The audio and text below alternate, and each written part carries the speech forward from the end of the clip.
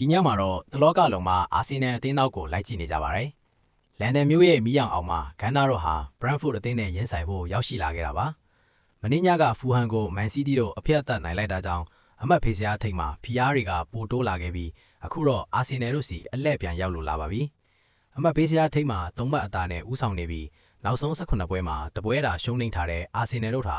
ယာဒီပိတ်ခါနီးအရေးကြီးဆုံးအချိန်မှာသူတို့ရဲ့အကောင်းဆုံးပုံစံကိုပြန်လည်ရရှိနေတာပါ။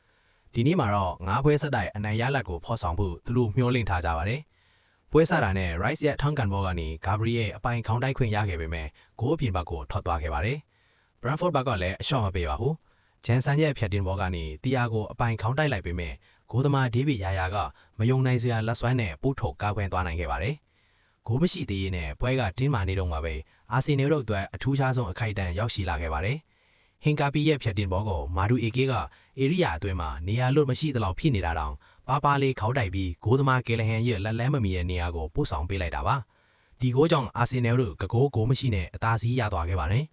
ဒါပေမဲ့ Brentford ဆိုတာအရှုံးမပေးတတ်တဲ့အသင်းပါပွဲပြီးခါနီး10မိနစ်အလိုမှာတော့ Brentford ကိုရဲ့လက်နက်ကောင်းဖြစ်တဲ့လက်ဖေဘောကနေတဆင်ကန်ယူဒီကခေါင်းနဲ့ပွတ်တိုက်ပေးလိုက်ရာကနေဂိမ်းလူးဝစ်ဘော်တာကအပိုင်ပိတ်သွင်းပြီးခြေပကိုးပြန်ယူသွားခဲ့ပါတယ်ပွဲကအဆုံးချီအကျိန်နဲ့ရှိခဲ့ပါတယ်